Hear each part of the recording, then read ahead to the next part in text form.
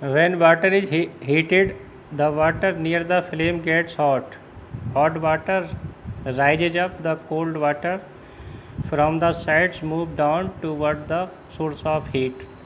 यहाँ पर उन्होंने ये कहा है कि जो वाटर को जो हीट किया जाता है and the near water of the flame gets, और उस जो वाटर को हीट किया जाता है उसके जो नियरेस्ट वाटर होता है, उसके आसपास जो वाटर होता है उसके बारे में बताया है कि हॉट वाटर राइजेज अप। जो हॉट जिसको हीट किया जाता है, तो जो वाटर जो हीटेड होता है वो कहाँ जाता है, वो राइजेज अप अर्थात ऊपर जाता है। एंड जो कोल्ड वाटर है वो उसमें कहाँ जाता है, वो उसका स्थान ले लेता है अर्थात वो उसकी जगह पहुँच जाता है। ये बात यहाँ पर ये कही गई है।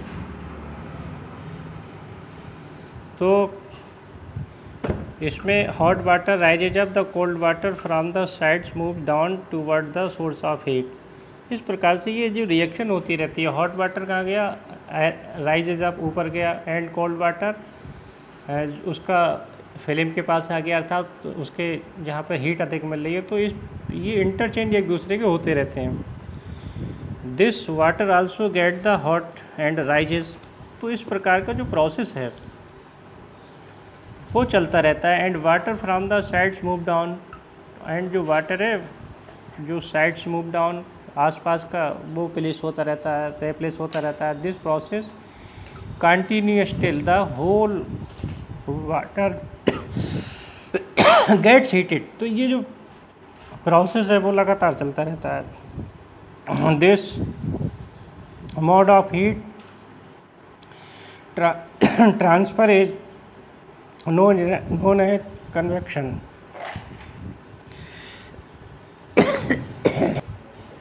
Water from the side move down. This process continues till the whole water gets heated. This mode of heat transfer is known as convection. इस मेथड जो वाटर का जो सप्लाई होती है यानी heat water above and cold water कहाँ गया, उसके हीट के पास आया, ये जो यानी टोटली जो प्रोसेस ऑफ द वाटर है, एंड इस प्रोसेस को हम क्या बोलते हैं, बोलते हैं इसे कन्वेक्शन बोलते हैं, अर्थात हिंदी में कहेंगे तो संवहन बोलते हैं। How does the heat travel in air. अब जो हीट एयर में कैसे ट्रेवल करती है, in which direction does the smoke go. इसकी जो डायरेक्शन है वो आपने देखा होगा कि जो स्मोक है, स्मोक कहाँ जाता है, एटमॉस्फेयर में ट्रेवल्स करता है। Which direction does the smoke go, कहाँ जाता है, एटमॉस्फेयर में जाता है। The air near the heat source of gets hot and rises. द एयर अर्थात जो वायु है नियर द हीट, और उसके जो ऊष्मा है, ऊष्मा का जो सोर्स है गेट्स हॉट, और इसमें गेट्स हॉट माने गेट्स हॉट का मतलब होता है जो गर्म वायु है, एंड राइजेज, और ये ऊपर उठ जाती है। आपने देखा होगा जो स्टीम अगर ले लें तो स्टीम कहाँ जाती है, वाटर से एकदम एबव जाती है, एटमॉस्फेयर में जाती है, एयर में जाती है। ये यहाँ पर जो इन्होंने बात कर रखा है। The air from the sides comes in to take its place. The air, और जो एयर है फ्रॉम द साइड्स यानी जो उसके आसपास की जो एयर होती है वो कम इन टू टेक इट्स प्लेस, और आसपास की जो वायु है, एयर है, वो उसमें कैसी हो जाती है, वो भी उसको हीट कर देती है, उसके प्लेस में आ जाती है। The following activity confirmed this idea. ऐसी बहुत सारी एक्टिविटी हैं, वो यहाँ पर एक आइडिया मिलेगा आपके लिए। क्या मिलेगा कि light in candles, keep one hand above the flame and one hand in the side of the flame. अब इन्होंने एक कहा है कि वन हैंड को फ्लेम के नियर रखेंगे, अनदर हैंड कहाँ रखेंगे, इससे एबव रखेंगे, दूर रखेंगे, remove from it.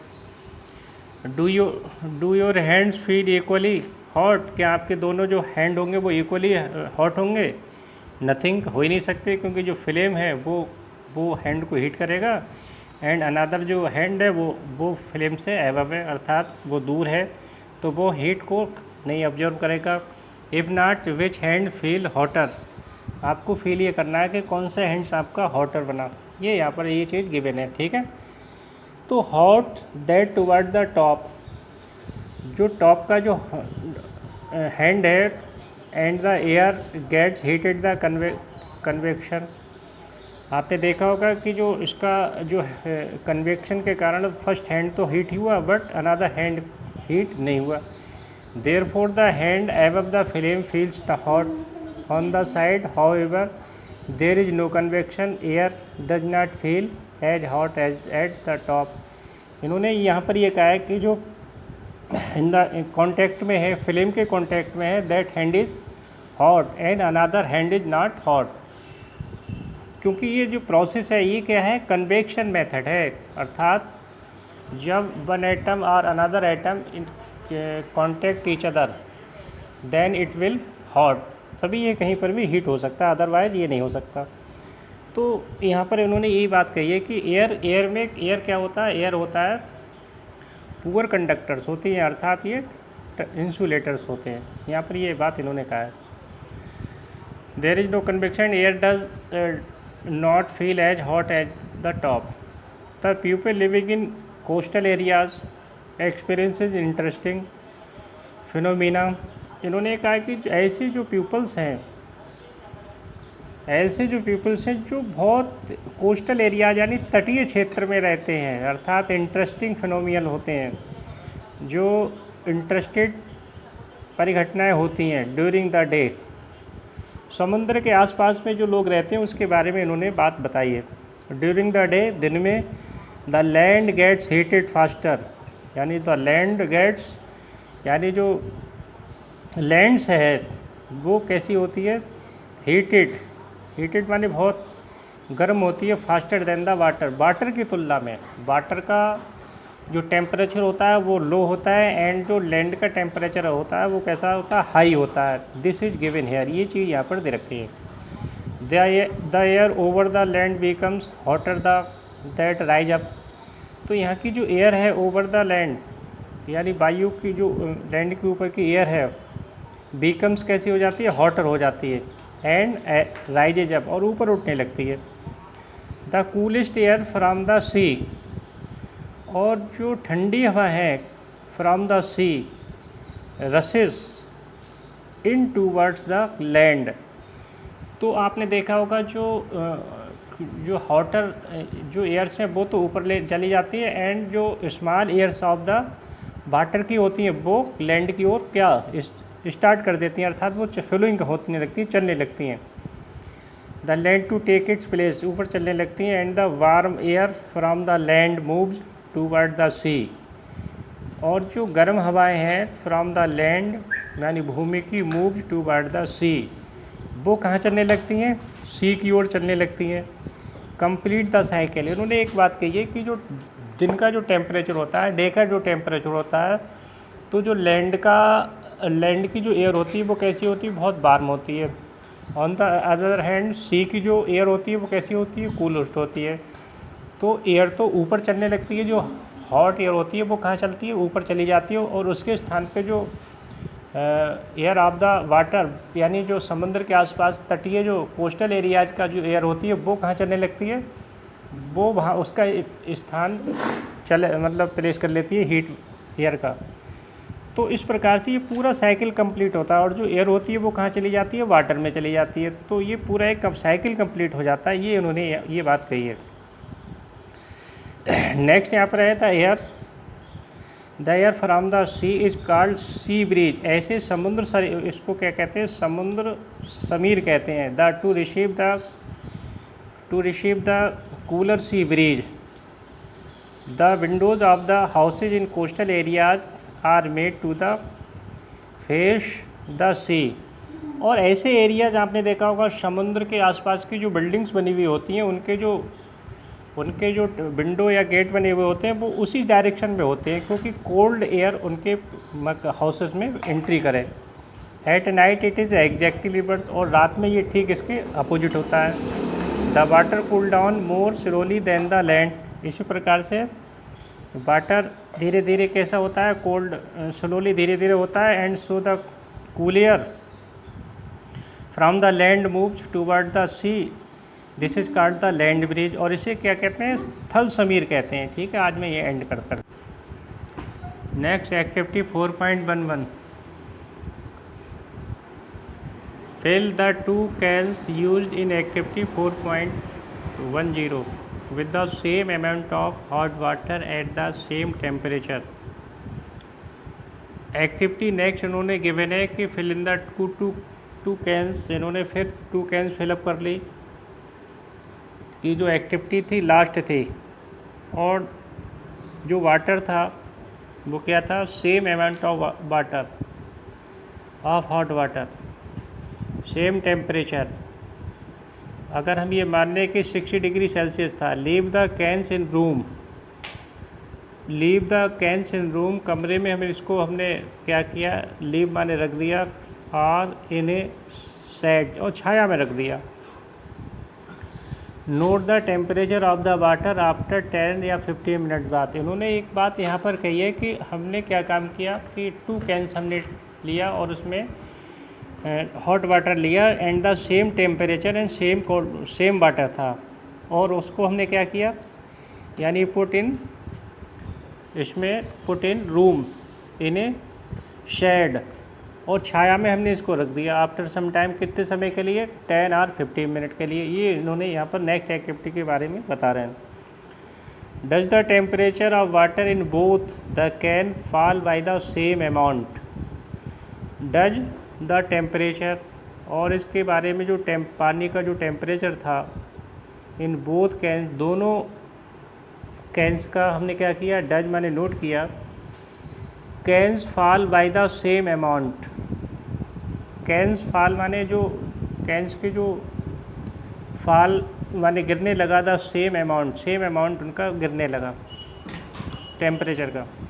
Does the activity suggest to you the reason, ये जो एक्टिविटी आपको एक सजेस्ट कर रही है कि why it is more comfortable to the wear white. यहाँ पर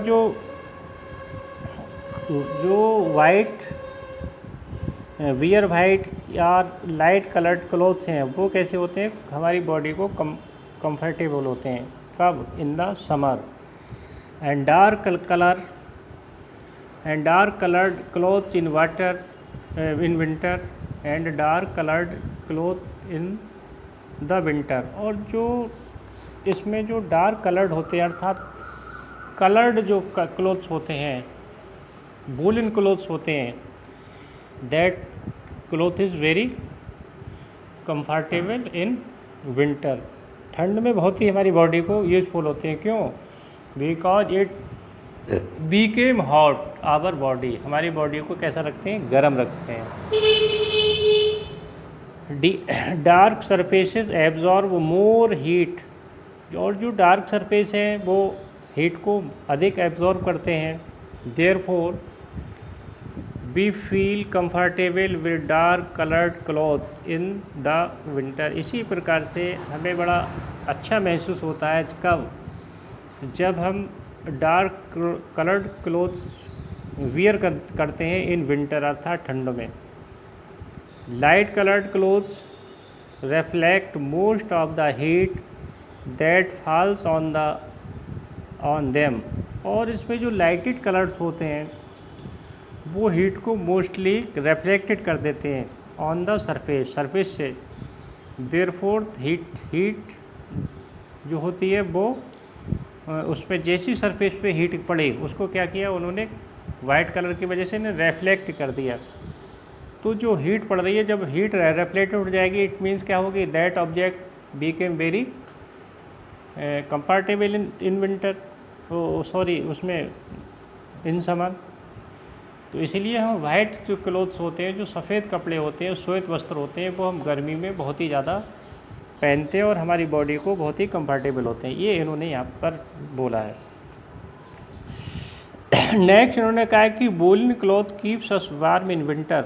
और जो वूलन क्लॉथ्स हैं, कीप्स अस माने हमें रखते हैं कैसे, वार्म रखते हैं। कब, इन विंटर, अर्थात ठंड में।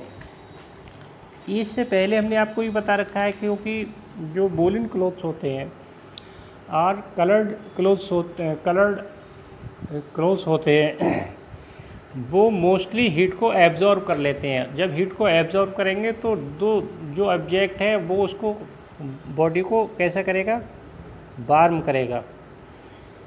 वही यहाँ पर गिवन है, क्या है कि in the winter we use woollen cloth, wool is a poor conductor of heat. अब wool is a poor conductor of heat, poor conductor of heat, इसमें देखा मोर एवर फिर भी इसके अतिरिक्त there is air trapped in between the wool fibre. यहाँ पर इन्होंने कहा है कि जो वूल है वो ऊष्मारोधी है, पुअर कंडक्टर ऑफ हीट। ऊष्मारोधी अर्थात ऊष्मा का आना जाना वो वहीं पर क्या करा देती है, ब्रेक कर देती है। जब हीट का आना जाना क्लोज हो जाएगा इट मीन्स तो वो बॉडी होगी वो क्या हो जाएगी, वार्म रहेगी बॉडी। मोर ओवर इसके अतिरिक्त there is air trapped in between the wool fibre. और इसके अतिरिक्त क्या होता है कि जो फाइबर के बीच में जो एयर है वो ट्रैप्ड हो जाती है अर्थात फंस जाती है। और जब एयर उसके बीच में आएगी तो एयर कैसा होता है, इंसुलेटर्स होता है अर्थात ऊष्मा का कुचालक होता है। कैसा होता है, इंसुलेटर्स होते हैं। This air prevent the flow of heat. इस प्रकार से जो एयर है वो क्या करती है, प्रिवेंट करती है द फ्लो ऑफ हीट, यानी हीट का आना जाना, वो फ्लो उसको हीट को रोकती है आवर बॉडी, हमारी बॉडी से, टू द कोल्ड सराउंडिंग्स अर्थात ठंडे समय की बात एटमॉस्फेयर में। आपने देखा होगा कि atmosphere became very cold in winter, और विंटर में एटमॉस्फेयर वेरी कोल्ड होता है। आवर बॉडी, हमारी बॉडी, हम वूलन कपड़े पहनते हैं तो उसके बीच में जो ट्रैपिंग होती है अर्थात उसके वूलन के बीच में जो एयर ट्रैप्ड होती है वो हीट को प्रिवेंट करता है ताकि हमारी बॉडी, हमारा जो बॉडी है वो हीट बनी रहे अर्थात गर्म बनी रहे। Suppose you are given the choice in winter, अगर हम ये मान भी लें, suppose you are given the choice in winter of using either one thick blanket or two thick blanket joint together. छोटे छोटे इसमें कंबल को क्या किया, दोनों को ज्वाइंट कर दिया गया। वाट वुड यू चूज, आप किसको चूज करेंगे, एंड वाई, क्यों करेंगे। Remember that there would be a layer of air in between the blankets. दो कंबल दे दिए, एक अलग दे दिया, दो छोटे छोटे कंबलों को मिला के दे दिया, तो आप उन्हीं को चूज करेंगे कि जो दो कंबलों के बीच में एक एयर फिलअप हो जाएगी। और दो कंबलों के बीच में जब एयर होगी तो वो हीट को क्या करेगा, एब्जॉर्ब कर रखेगा अर्थात उसके बीच में हीट बॉडी को गर्म रखेगी, हीट यानी उसको बांध रखेगी। आज इस चैप्टर का एंड होता है स्टूडेंट। ओके।